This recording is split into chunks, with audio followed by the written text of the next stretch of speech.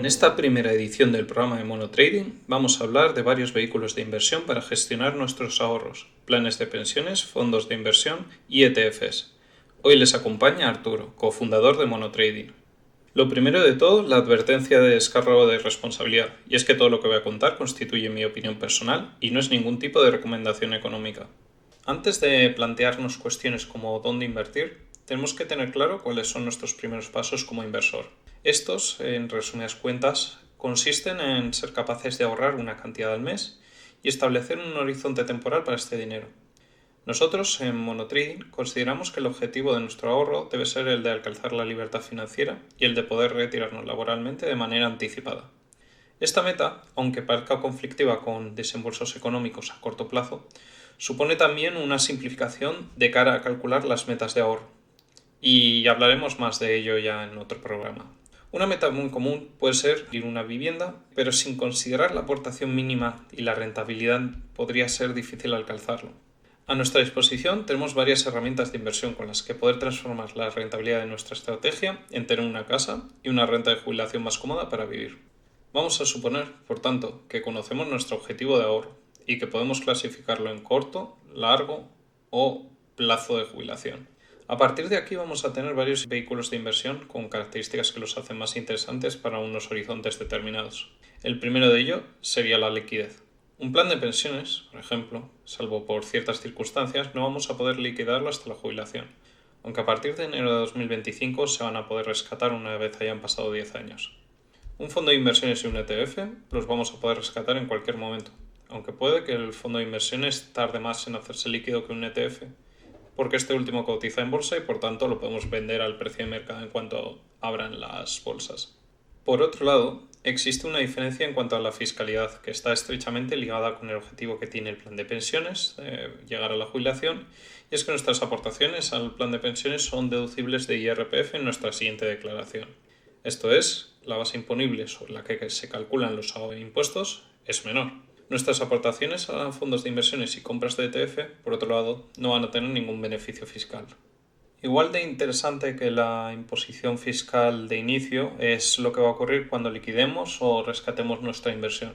En el caso del plan de pensiones, el importe rescatado se sumará a nuestro salario de jubilación. Por lo tanto, deberemos de pagar el incremento de nuestra base imponible en función del IRPF resultante.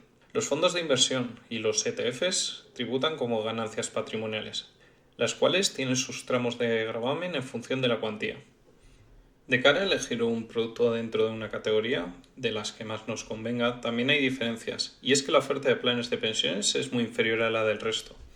Son productos más pensados para elegirnos y olvidarnos, porque al final te casas con una estrategia para un periodo muy largo de tiempo, y en este caso va a haber menos estrategias disponibles o más básicas, mientras que lo más probable es que con un ETF queramos liquidarlo y cambiar frecuentemente entre sectores cíclicos, aumentar la exposición a determinados sectores en el corto plazo. Como instrumento menos activo por nuestra parte, pero aún así con mucha variedad, tendríamos los fondos de inversiones, que además son más populares en el resto del mundo, con sus variantes de gestión pasiva indexados, en los cuales nos podemos basar en los datos del desempeño en varios años, así como la gestión activa en la cual será nuestro gestor el que lleve a cabo los rebalanceos y la selección de los productos en los que invertir. Y si no nos gusta cómo va el producto, dentro de los fondos de inversión y los planes de pensiones, vamos a poder traspasar los fondos de uno a otro. Esto nos permitirá, en el caso de los planes de pensiones, empezar con estrategias más agresivas que a lo largo de un periodo más elevado de tiempo, lo más probable es que su rentabilidad se ajuste a la media esperada para el mismo, y a la hora de rescatarlo cambiar progresivamente a productos más seguros como son la renta fija o el retorno absoluto. El fondo de inversión también nos permite hacer esto y más cosas, ya que por ejemplo podemos seleccionar productos por región, función del desempeño de la misma y riesgo de la misma, la cobertura de divisa o el carácter de los activos invertidos. Los ETFs, como otros productos cotizados, es necesario liquidarlos en bolsa y vamos a pasar por caja con las ganancias patrimoniales obtenidas.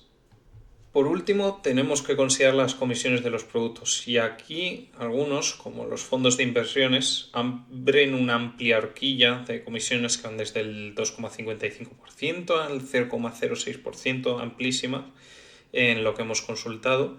Y por otro lado hay comisiones muy bajas como las de los ETFs, del 0,88 en los sectoriales más caros, el 0,03 en los índices más comunes y bueno, otros fondos de gestión activa con comisiones más altas. En comparación, los planes de pensiones tienen un rango de comisiones mucho más limitado, que va del 1,7% a actualmente el 0,49% de los planes indexados.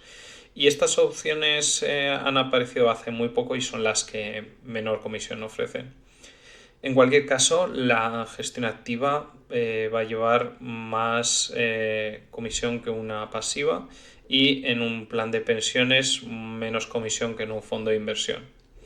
Por otro lado, los ETFs tienen un coste asociado de la empresa que mantiene el fondo y que se deduce anualmente en conceptos de mantenimiento. Sobre todo serán más caros ETFs de pequeñas regiones, estrategias especiales como las que mencionábamos de sectoriales o la cobertura en divisa. De cara a elegir un gestor y un producto, tenemos que tener en cuenta estas comisiones y para un mismo activo subyacente podemos encontrar diferencias. Hemos comparado varios productos referenciados al conocido índice Standard & Poor's 500 de bolsa estadounidense y aquí queremos destacar la aparición de los planes de pensiones indexados que tienen comisiones más acordes a la gestión pasiva, ya que el producto había estado disponible anteriormente en banca digital, ING, con una comisión del 1,25 y ahora gracias a Unbank, que está comercializado por ejemplo en MyInvestor, tenemos unas comisiones del 0,49% total. Por el lado de los fondos de inversiones y ETFs sí que hay una amplísima variedad y a su vez los fondos de inversión hacen una adquisición de varios ETFs dentro del fondo, con lo cual las comisiones que van a tener van a ser relativas a los ETFs que adquieran. Como referencia de bajas comisiones tendríamos el ETF de Spider que tiene un 0,03 y el fondo de inversiones de Fidelity que tiene un 0,06. En esta hoja de cálculo, la cual hemos compartido en la descripción para que os podáis hacer una copia, va a necesitar una serie de parámetros de entrada. Con el objetivo de comparar en igualdad todos los instrumentos, hemos maximizado la inversión a realizar en función de la cantidad bonificable por el plan de pensiones, en función del IRPF. El resto de datos corresponden a una persona como yo, que vive en Madrid. En este enlace vamos a poder ir a los datos del Instituto Nacional de Estadística, en el cual vamos a tener los datos de 2022, en el cual tenemos la media de salarios españoles, segregados por género y segregados por comunidad autónoma, procedentes de una encuesta. Si nos vamos al análisis territorial, aquí tenemos los datos de Madrid y este es el dato sobre el cual vamos a calcular el resto de rentabilidades. 31.200. La pensión, por otro lado, la hemos obtenido de este calculador de pensiones públicas del BBVA, en el cual vamos a poner el dato que hemos generado y las condiciones normales de jubilación, que son a los 67 años y trabajando toda nuestra vida. Para ello vamos a suponer que cumplo años hoy, 1957, mi salario ha sido el que hemos indicado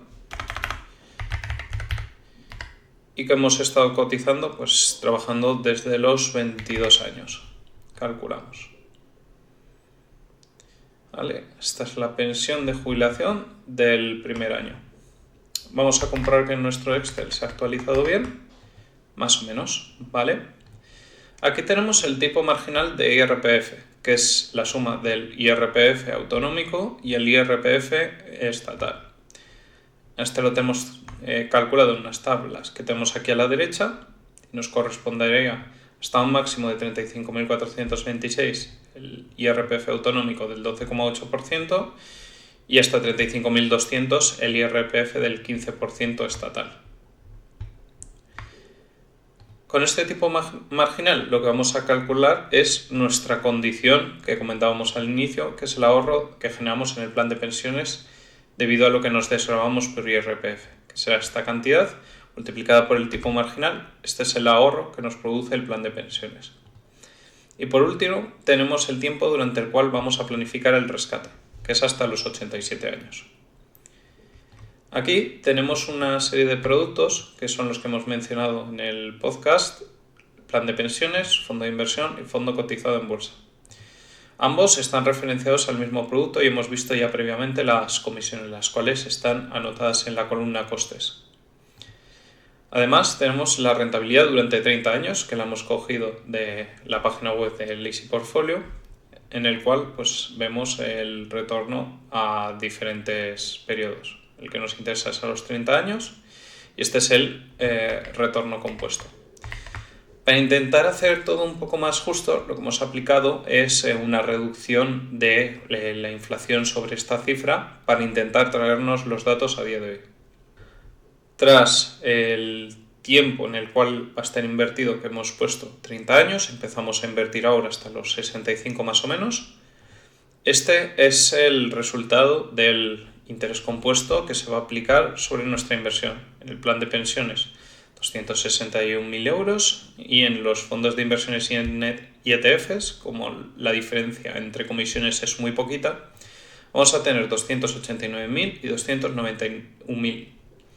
Por otro lado, en la parte total de impuestos, al ser una menor cantidad y rescatarse sobre el rendimiento del trabajo, nos vamos a tener que hacer otra tabla con el IRPF que se va a generar de la pensión más lo que estemos rescatando mensualmente y anualmente del plan de pensiones.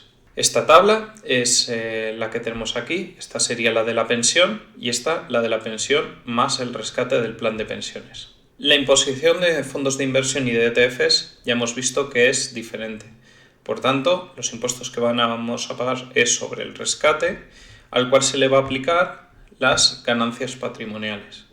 Como en este caso nuestras ganancias van a superar el rescate de 6.000 euros, van a ser casi unos 42.000 anuales, pues se nos van al siguiente tramo.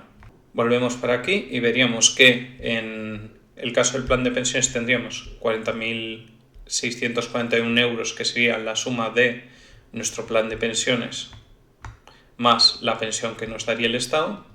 Y en el caso del fondo de inversiones serían 42.000 y 42.100, haciendo exactamente la misma cuenta. Las pensiones más el obtenido de nuestra inversión dividido por los años de rescate. Por último, tenemos la cuenta para saber exactamente cuántos impuestos hemos pagado en cada una de las fórmulas. En el caso del plan de pensiones, que parecía que con la bonificación íbamos a pagar menos, acabamos pagando más y acabamos teniendo menos rescate. Mientras que los fondos de inversiones, con sus bajos costes y a la misma rentabilidad, vamos a acabar pagando menos impuestos porque la fórmula de rescate con nuestros ingresos. Pero bueno, habéis visto que por aquí abajo tengo una cuenta adicional hecha con el fondo de inversión, y es que en el plan de pensiones nos están sobrando anualmente esta cantidad, que es el ahorro del plan de pensiones.